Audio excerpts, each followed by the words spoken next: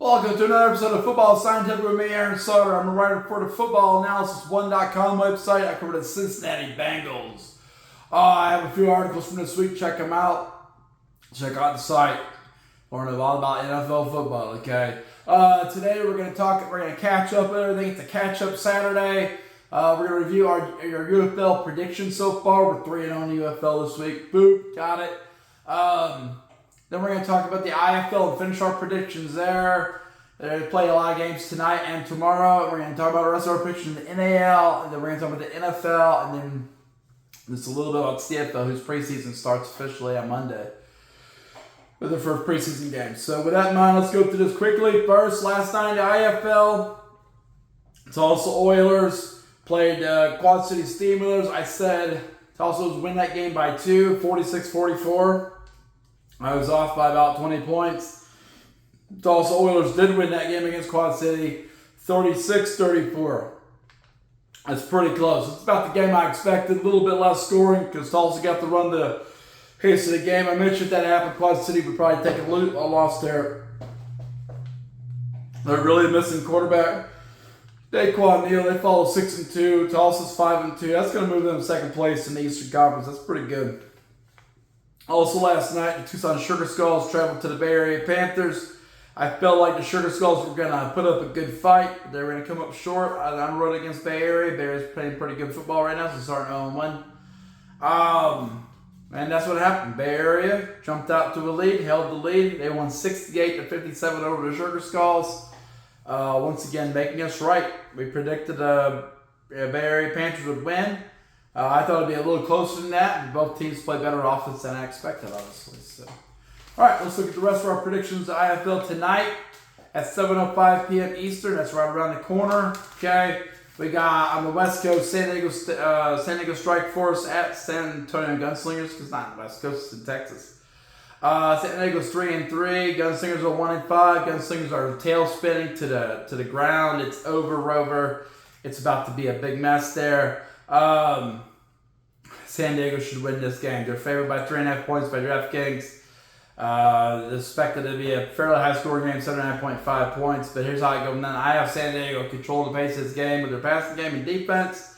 I don't see how San Antonio can win this game. I just don't see how they can win the game. Malik Henry maybe can make something happen. I don't know. I'm not sure what the quarterback is right now. It's such a mess. Their head coach from moved on to Massachusetts. It's worst-case scenario for the Gunslingers right now. I got San Diego Strike Force going on the road and winning in a tough matchup. It's tough to win on the road in the IFL, winning 32-28 over the San Antonio Gunslingers. We'll see if the Gunslingers can bring it. I think this game will go under. I think San Diego will not have the ability to blow out the San Antonio Gunslingers, but I think they do have the ability to beat them. Okay. Next, tonight, also at 7:05 p.m., Fisher's Freight, who's on a 4-game losing streak at the start, now 2-0 for the season, are traveling to the Jacksonville Sharks, who bounced back after a couple losses here to go to 4-2. They bounced back last game against Iowa Barnstormers. Not saying that's saying much, but they did bounce back. And I got Fisher's Freight going to Jacksonville. I just don't see Fisher's Freight getting out of this weird funk they're in. Their 4-game losing streak, I think they'll lose the rest of the games of the season. Kind of going back to what I felt in preseason about Fisher's Freight. They're an expansion team. They started out 2-0, which is really good. But then they've been on a tailspin. I think it's hard to redirect that. About midway through the season, I think it's hard to redirect that. It's not looking good for Fishers right now. But they'll probably come compete. They seem to be a tough-minded team. I have Jacksonville win this game 45-38. DraftKings agrees with me. They have Jacksonville as a 7.5-point favorite. I got them win by 7 points. I would take the money line on that game with the Jacksonville Sharks. I think they're going to win. I just don't know about how much they're going to win. The over-under is 83.5. I don't think Jacksonville will need to put that many points to beat Fishers. I think it'll go 82. We're going over on that. Sorry, we're going over on that. So 80.5 is the total point. I think it's going to go over that. So, and then San Diego Strike Force, if I didn't mention it, I would have picked San Diego Strike Force on the money line. They're going to win that game. I just don't know about how much. They're a 3.5-point favorite. I don't see that game going over 79.5, but it could. It could become a shootout. You never know with San Antonio. That's the thing. Okay, next. 8:05 p.m. Green Bay Blizzard, 4-3. Got a couple big wins in a row here. Playing well, beat Quad City Steamrollers, knocked them off, gave them their first loss of the season. They beat Tulsa, and that's looking pretty good right now. They're traveling to the Iowa Barnstormers. It's hard to win on the road.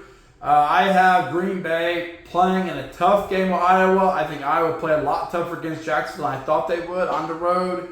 So I got Green Bay winning this game 46-45, honestly, with 91 total points being scored. DraftKings also favors Green Bay. They have Green Bay as a 6.5-point favorite and Iowa as a 6.5-point underdog. I say Green Bay wins the game, but I don't know if they win it by 6.5 points, I would like to say the best bet is the money line on Green Bay. That won't make you any money. So I think if you took Iowa Barnstormers and the points, you may have a better chance to make some money on that. I'm not betting. If you do, that would be where I go. And total points, they have it at 85.5 on DraftKings. I think it's going to go 91. I think it's going to go over. Just because of the nature of both teams. Iowa doesn't play a lot of defense. They come out and throw 5 interceptions. It's going to be a blowout. They have the capability of doing that. Max Myler and Green Bay is going to be consistent. If Iowa would come out and make some plays, they can be in this game. I say it's 46-45 Green Bay, but it could be a Green Bay blowout as well if Iowa comes out and throws 5 interceptions, which they've done before, twice before this year. Okay, Saturday, May 17th, 9:05 p.m. on the West Coast. This time, really on the West Coast. Vegas Nighthawks, who are 4-2, they're kind of getting in their groove to get into a playoff race here in the second half of the season. They're traveling to Arizona Rattlers, who's my top team in the league right now. Even though they lost the game to Tucson Sugar Skulls, they bounced back and got a win. I got this game going. Arizona 51, Vegas Nighthawks 38. The total points being 89 points. DraftKings agrees with me. They have Arizona as a 5.5-point favorite, which my criteria would hit that. And they say the total points will be 92.5. I don't think Arizona's going to have to score that many points because Vegas Nighthawks are very one-dimensional offense. It's all about Jerome Johnson. I think Rattlers have what it takes to shut down Jerome Johnson. Not completely, but keep him under 40 points. That's 51-38, but we'll see what happens there tonight. It should be a fun game. That should be probably the game of the night. Although that Fisher's Freight Jacksonville game might be fun too. Green Bay, Iowa could be entertaining. It's hard to say.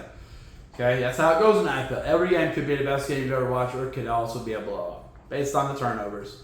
Tomorrow at 6:05 p.m., Mass Pirates 2-4. Kind of feeling like Fisher's Freight not doing that well. Didn't think they'd do that well this season. Traveling to the Northern Arizona Wranglers, who's been an utter disaster for them. They're 0-6. They were competitive last week. I have this game going. Mass Pirates are not usually the best on the road. They usually struggle on the road. But Northern Arizona is struggling everywhere. So I got Mass Pirates scoring 35 in this game. We'll win the game 35-28. That's a weird score for an IFL game, but that's how it cranks out. In my algorithm, I got it going 35-28. I got them score 63 total points. I don't think this is going to be a shootout, but it could be. Yeah, it could always be. DraftKings agrees with me partially. They say Mass Pirates are a 2.5-point favorite. And they got, total points 77.5. I don't think they're going to reach that, but you never know. Sometimes it happens. Turnovers. Okay, in the NAL, I mentioned last night there was one NAL game. I was busy Thursday night. It's been spring practice this week. Had a lot of NFL news. Had a lot of Bengals articles. Just a really busy time. So I haven't had a lot of time to do football scientific. We're done with spring ball, so I'll be back, especially for the next, probably the next couple of months before football season actually starts. We'll be getting a lot of content in here. But today's about catching up Saturday, okay? Thursday night, Colorado Spartans got a big win against Idaho Horsemen, going 6-2. They won 68-20 against Idaho. That firmly locks in Colorado Spartans as the second place team in the National Conference in the NAL. They got 3 weeks left in this season. Sioux City Bandits 3-4. Okay, so 6-2. If Colorado Spartans, they did what they had to do. They won.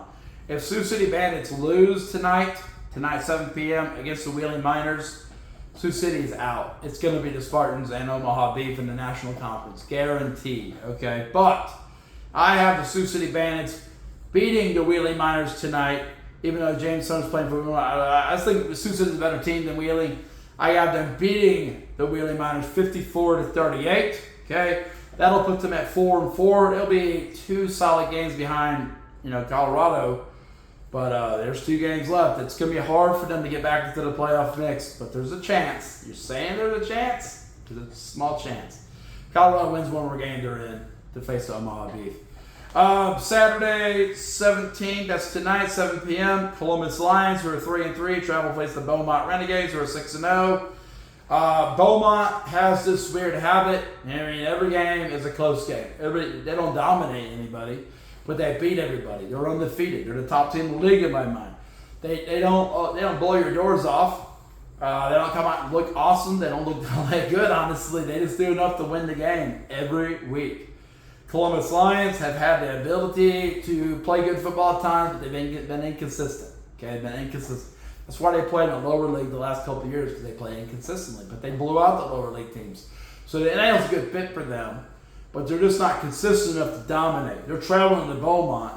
And there's no one going to be at this game, okay, honestly. It's going to be tough conditions to play in. Beaumont, bunch of tough guys. They're going to grind this game out. I think they beat the Columbus Lions 49-45.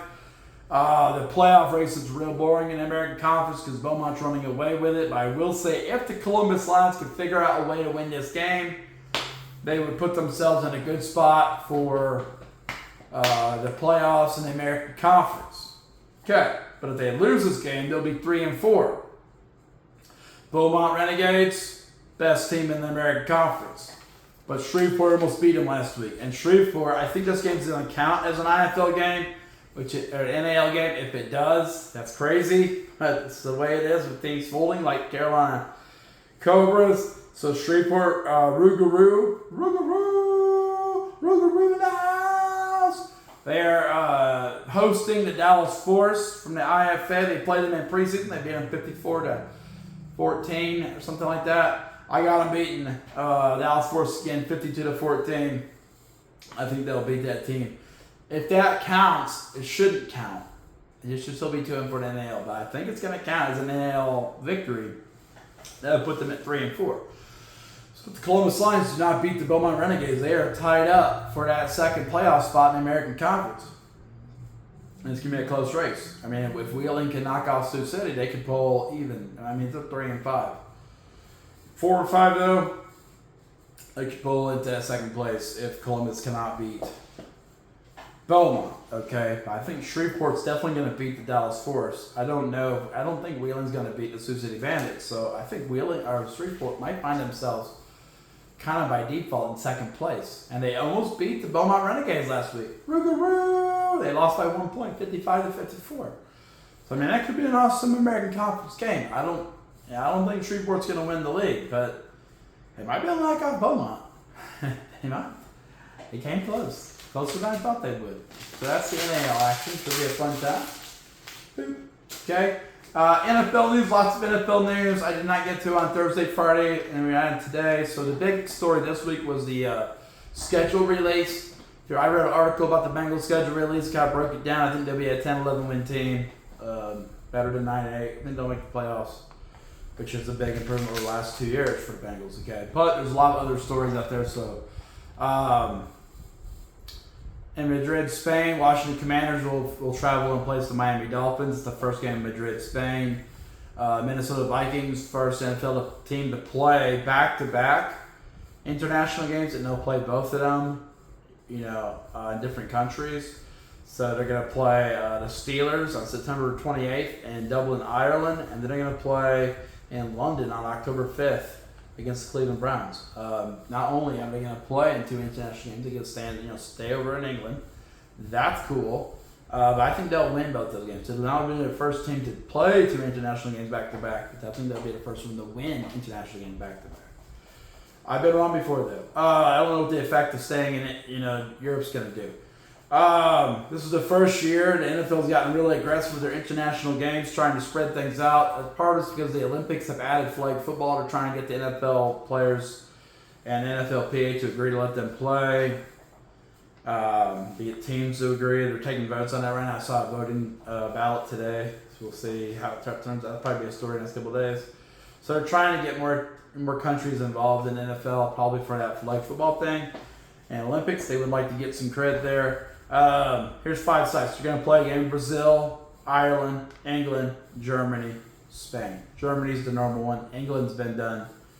With Spain, Ireland, and Brazil. I mean, Brazil was done last year. So, I mean, you're expanding internationally.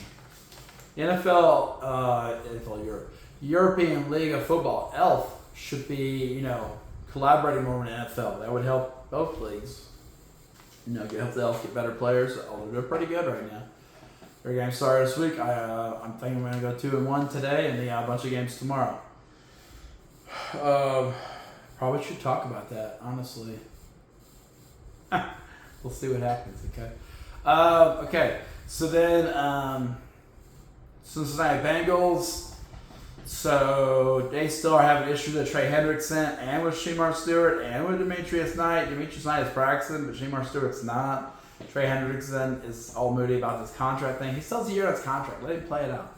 He says he's not going to play on the contract, whatever. I would drop Trey Hendrickson, honestly. This is way too much crap to deal with for the Bengals. But this is what they put up with. They put up with this crap, so that's where you're at. If you put up with it, you may get it. Okay? Got it. Tennessee Titans, they signed free agent cornerback Amani Oruwariye. Okay? So whatever. Tennessee Titans. Denver Broncos hired Cam Williams as a co-director of player personnel. He's been working with the Patriots as a director of scouting. That's all old news. Okay, I just took some notes to make sure I wasn't missing anything that was actually like an interesting story. New Orleans Saints, they're in need of a quarterback now. They signed quarterback Hunter Deckers, whoever that is. He played at Iowa Western last year. It's a junior college. He did throw 288 completions for 3,086 yards, 32 touchdowns, but it's in junior level. Junior college. You don't see a lot of junior college quarterbacks coming to the NFL. Saints are hard up for a quarterback right now. New York Jets released punter Thomas Morstead, and they signed punter Kai Krager. People did not expect that to happen. Thomas Morstead, decent punter. They cut him. Oops, see ya, bro. Maybe that's the difference in their team culture. Maybe it was all a punter problem. Miami Dolphins, they've offered cornerback Regel Doan. Okay. They couldn't reach an agreement. They're trying to get someone in there to replace Jalen Ramsey. They haven't done it yet. No one wants to work with the Dolphins right now. They're totally lame.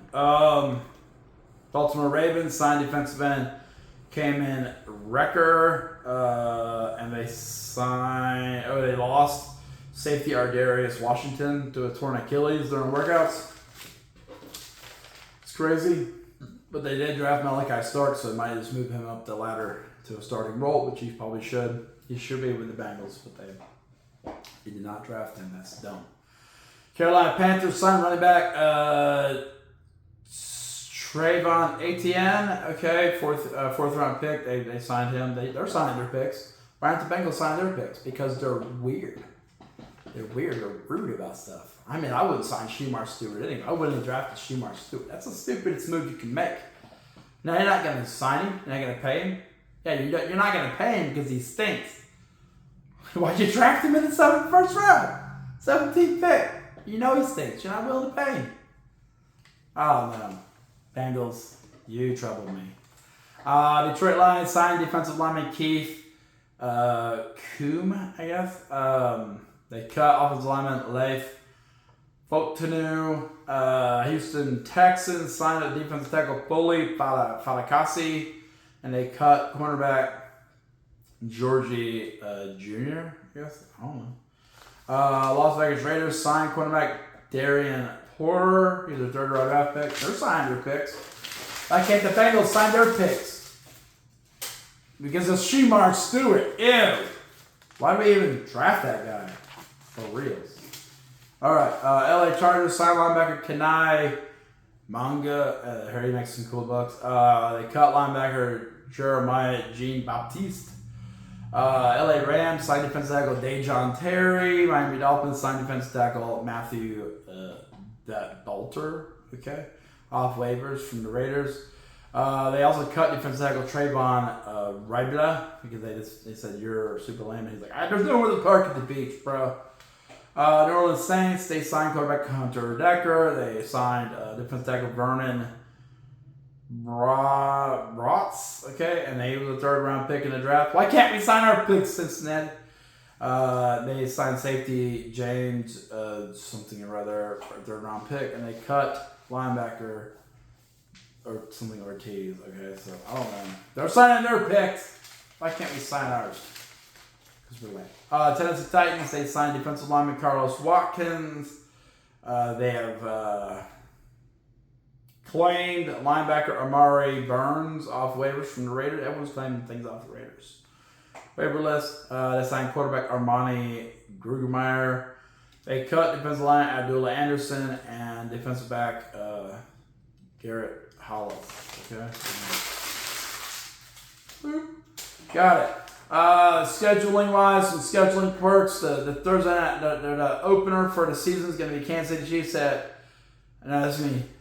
Yeah, Kansas City Chiefs at Dallas Cowboys. Kansas City Chiefs got all these primetime games. Cowboys got a lot too, trying to get the best teams on primetime. Detroit Lions, they are a favorite to obtain defensive end Trey Hendrickson. I'd rather have the Lions get Trey Hendrickson than him not play. I mean, that's stupid. But he's still got a year on his contract. Come on, Trey Hendrickson. I feel like the Bengals ownership. Come on, Trey, just play, man. If you're that good, play it out. You know, he's not going to play it out. He knows he's going to have a dip. I wouldn't sign him. Bengals, trade this dude, man. You keep dragging your feet. You keep being wishy-washy. Just trade him. Trade him. Get rid of him. Get draft picks for next year. Are we going to win Super Bowl this year? I don't think so. We might, but I don't think so. We're at least a year away. We have to fix our O-line. We got to fix our D-line still. We got to fix our safeties. You got to pick your slot receivers. My editor says slot receivers are not exciting to talk about, but I talked about them in an article. I think they're important. You need a 3rd receiver. Wait, our 3rd receiver played at Princeton. Ever heard of a great receiver come from Princeton? Yeah, me either. No one has ever heard of a great receiver come from Princeton. Baltimore Ravens, they signed running back Derrick Henry to a 2-year extension, $30 million, $25 million guaranteed. That's going to be rough, man. That's going to be AFC North is going to be rough. Bengals got to bring it, especially if you're not playing defense. It's going to be rough, man. Green Bay Packers, they're a year away, I think. Signed wide receiver Jaden Jenke. That's Jenke, man. Jacksonville Jaguars signed tight end Quentin Morris, formerly of the Buffalo Bills. New England Patriots signed running back Trayvon Walker. They cut defensive tackle Eric Johnson. Tampa Bay Buccaneers. Rob McCartney is down. They're going to be their assistant GM. They made a bunch of front office moves this week. Tennessee Titans, they have signed linebacker Anthony Orji. They cut running back Jabari Small. Okay. He's from New England. They got to cut the sign. Orji. Boop. Okay. San Francisco 49ers. Okay, they signed their draft pick, Michael Williams, 4-year contract, $25 million. That's the stock contract. Why didn't we just sign Shamar Stewart to that? Why didn't we sign Shamar Stewart 4 years, $25 million? That's what you get for getting an edge rusher in the 1st round. Now you don't want to pay him that? If he doesn't want to play for that, tell him to go walk. We don't need you, bro. You should be happy you got picked. You shouldn't have got picked in the 1st round. Well, they got to figure that out. But Michael Williams, who I said the Bengals should pick, they could have picked him. 4 years, $25 million. If he has a great year, they're going to be kicking themselves, as they always do. Also, big news, San Francisco 49ers have finally come to an agreement with Brock Purdy, quarterback Brock Purdy, for a 5-year contract extension, $265 million, $181 guaranteed. I mean, that's $53 million a year for Brock Purdy. That's less people thought he would get, but that's more he deserves by about twice as much as he deserves. He's an average quarterback at best. He's one of the top offenses for quarterbacks, and he's still a middling quarterback. Whatever. Okay, 49ers have also, they signed a kicker, Greg Jones, to 1-year deal. Pittsburgh Steelers, they've added. They're looking to add wide receiver Keenan Allen, who played for the Chargers and the Bears. They may be adding him since they traded George Pickens away.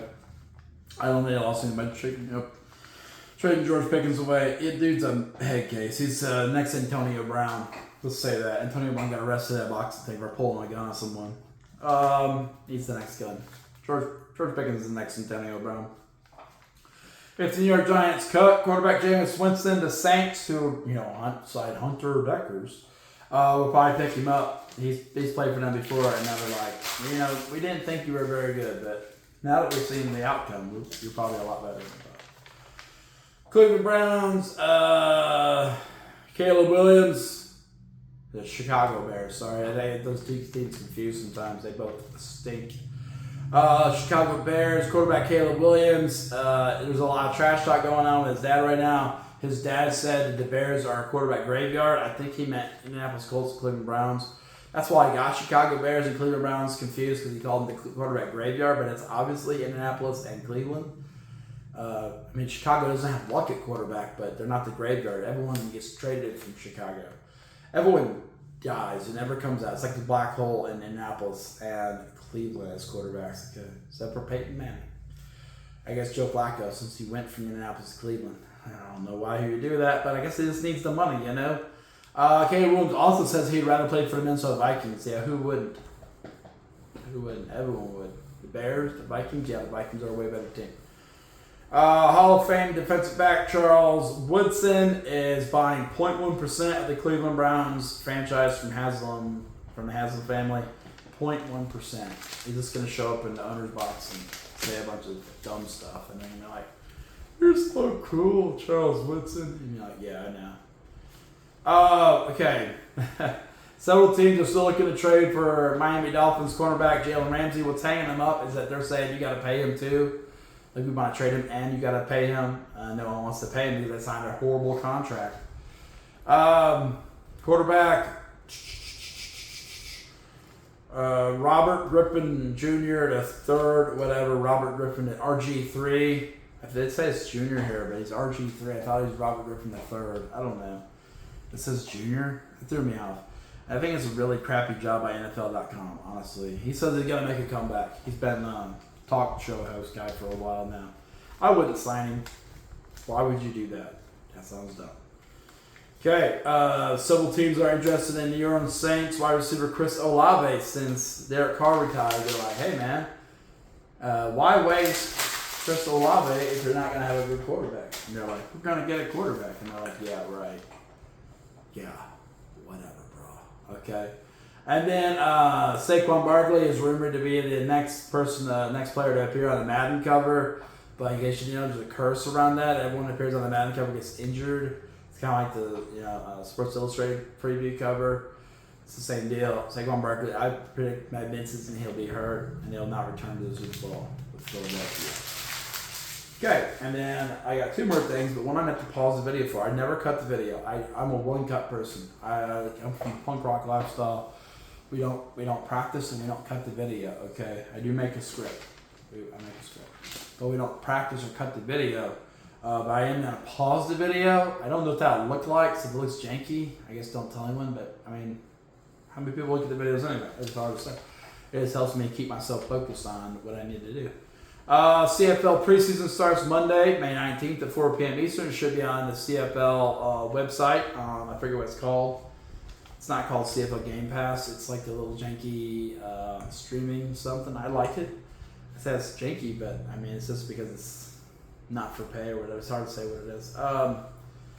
But Calgary Stampeders, BC Lions should be a decent preseason game. Both teams are trying to step up. BC Lions are a better team. They have 40,000 season ticket holders right now, and that's the most in the CFL. They haven't won the Grey Cup in a while, though. We'll see what happens. All right, I got some more Elf games to talk about. I forgot they're playing tomorrow, so I'm going to pause the video. Okay, so hopefully that wasn't too weird. Pause the video, unpause the video, went to the room, got the paperwork. So, and the Elf, week 1 Elf was this week. I'm not going to review the games yet, but the Roll Call Panthers defeated the Faribault Enthroners 55-12. I had them winning the game 36-14. 14 was pretty good for Enthroners. Roll Call was a lot better offensively than I expected. Roll Call won the game on the ground, 235 rushing yards, 171. 65 rushing yards. That's how you win in Europe, man. You run the ball, you don't turn the ball over, you got a chance to win every game. Paris Musketeers, Ryan Fire. I thought the Ryan Fire would have a drop-off in terms of their performance, but Paris is also having a drop-off. They are having a drop-off, not my thoughts, because quarterback Zach Edwards is gone. Ended up being a crazy game. grind it out. Here's the difference in the game. Paris Musketeers threw an interception, and Ryan Fire had a rushing touchdown. Ryan Fire wins 17-15. I predicted Paris would win 24-21. Usually it's hard to win in the L, especially early in the season. I think Ryan Fire is going to drop a little bit, but they beat him 17-15. So maybe Ryan Fire is still a little bit better than I expected. Hamburg Sea Devils and Madrid Bravos, they're still playing. Madrid had the lead, like a 1-point lead. They're not as good offensively as I thought they would be. Hamburg's about what I expected. They're about what I expected. But Madrid, I thought Madrid would be better offensively, but they made a change. The quarterback, Reed Sinet, is there now instead of the quarterback they had last year, who was really good. They're pretty average, okay. So I'll review those games tomorrow, or probably Monday. Sunday, May 1st, that's tomorrow. I think these games are early in the day or whatever. That's what I'm going over them now. So first, the Nordic Storm expansion team. Not really. They picked up a bunch of Ryan Fire players. They're replacing the Barcelona Dragons. They're in the North Division. I think the Nordic Storm will hit the ground running. They're not the usual expansion team. Okay, they have Glenn Tunga, who's played every championship game in the Elf. They have Jadarian Clark, who's won back-to-back league championships. I think Nordic Storm are going to be legit. They're traveling to the Helvetic Mercenaries, who should be better than past years. They have some NFL talent. They've usually struggled on offense and played some solid defense. I think Nordic Storm, with Glenn Tunga and Jadarian Clark, will dominate this game over Helvetic, but I think Helvetic will play a little bit better than normal. So I got Nordic Storm winning their first game ever, 34-10 over Helvetic, but they might fall short. It's hard to say. I definitely think Nordic Storm will win this game. I just don't know how much. I have a 24-point win, but they might blow them out, or they might be a 2-point game. It's just hard to tell first week of the European League of Football season. There's so little coverage, These games should be on Fubo TV, I believe. I'm going to watch some games later this afternoon. Berlin Thunder, Cologne Centurions. Okay, that's going to be tomorrow. Two teams. Berlin's been a little better than Cologne. Cologne's been struggling. Berlin's not the best team, but they did amp up their offense this offseason. So I got Berlin winning this game. 28-17 over Cologne Centurions. I think Berlin's tough to beat at home by Cologne. I think Cologne's not. They're both teams about the same. I think they're on they're like 11 and 12 in the league in my power rankings. I think Berlin's 11 instead of 12, so that makes a difference rather than they win the game 28-17. Unless you turn the ball over, then it's all bets are up. If you can't run the ball, turn the ball over, you're gonna lose the game in the Elf. Okay, Munich Ravens are hosting the Raiders Tyrol. T-Roll. So initially I thought, Raiders T-Roll are a more explosive team than the Munich Ravens. But then I remember last year the Raiders T-Roll had huge quarterback issues, and I'm not really sure who their quarterback is right now. They've had such chaos at their quarterback position. They are usually a high-performing team in the Elf. Munich Ravens, though, took advantage of the Raiders T-Roll Raiders falling apart last year and made the playoffs and almost won a playoff game.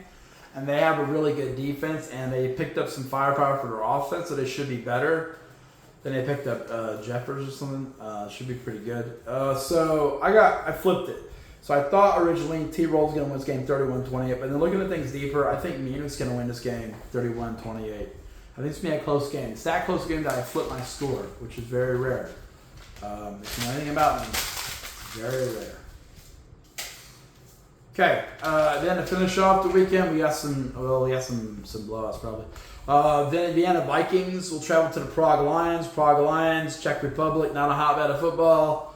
Vienna Vikings, one of the best teams in the league. They did make some changes on their roster. I think they're a favorite. They're my number one team in the league right now. Prague's my bottom team in the league right now. I got this going 52-3. Vikings over Prague Lions. Prague could be surprising. I just don't see how they would do that. I got them as the worst team in the league. I got them as the top team in the league. That's a recipe for a blowout in week one. The last game is Frankfurt Galaxy at Stuttgart Surge. Frankfurt Galaxy started, they're a traditional team in the Elf. They played in the NFL Europe and World League, and they're going back to the original logo and colors. They got some people. They added some firepower to their offense and defense. They should be a good team. Stuttgart Surge, for the first 2 years in the Elf, they were horrible, 0 wins. But then the last 2 years, they've made runs to the playoffs. And last year, they went to the championship game 2 years ago, and then they came up in just short of the championship game last year. I think Stuttgart Surge, they return their quarterback. Frankfurt does not. I think Stuttgart Surge is a better team here. I think it will be a tough game, though. I got the Stuttgart Surge winning over Frankfurt Galaxy 38-25. Injuries could make a difference later in the season. Frankfurt might beat them late in the season. I think Stuttgart right now is a better team against Frankfurt. Okay, so that's the ELF game. Right now, there's nowhere to bet on that. You have the ELF Game Pass. I don't buy that because it's in euros, and I don't trust that. And I heard Fubo TV has the games. I watch the games on tape delay on YouTube. So I'll be watching those. All right, well, hope you enjoyed this episode of Football Scientific. We had a pause in the middle, which is rare. It's the first time it's ever happened. We normally don't cut the video or edit the video or anything like that, or even practice. We're just showing up and punk rocking. I have been awfully tired the last 2 days because of spring ball, but I'm feeling a little better. I should be back normal tomorrow-ish, maybe. Also, I'm going to write some articles on the NFL from footballannounce1.com, so check those out. The more you read, the more money I make. I like that. If you want to sponsor Football Scientific, you want to see something cool, you want to sponsor it, I'm going to be making videos all summer, okay? The school year's about over. Next Friday, I'm done for 2 months, so I'm going to start making a ton of content. We'll see what I can cover. Try to rival that's Good Sports, that dude, Brandon Perna, whatever his name is. He makes some good content. I think I could do better than that. I think my football analysis skills are better than Brandon Perna's. But he has like 750,000 subscribers. I got like 82 subscribers. So maybe he is in league with the devil. That's probably it. I'm not going to do that. But, I mean, if you would like to sponsor the video, that'd be cool. Shreveport, yeah, I think Shreveport's going to beat Dallas Force tonight, and if that counts in their record, that'd be crazy. I think they will be in a playoff spot in American Conference if that happens. I don't know. They haven't really beaten a good team.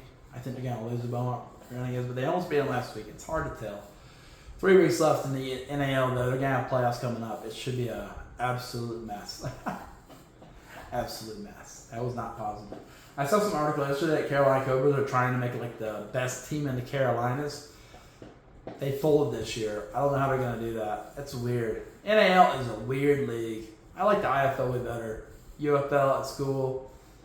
CFL is better than the UFL though, and NFL is the best. So I mean, if you're going to watch any of these things, CFL is much better than the UFL product on the field. It's much more exciting. 3-down football is exciting and fun. Even the preseason games will be good to watch. Okay, but check them out, and if you want to check out my articles on footballannounce1.com, that'd be highly recommended. And there's a lot of other articles on there. They write a ton of content. I'm just one writer out of like 20, so jump in. And then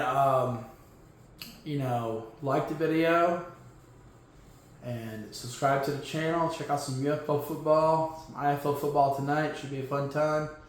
Couple good games gonna be on, so we'll see how it plays out. Okay.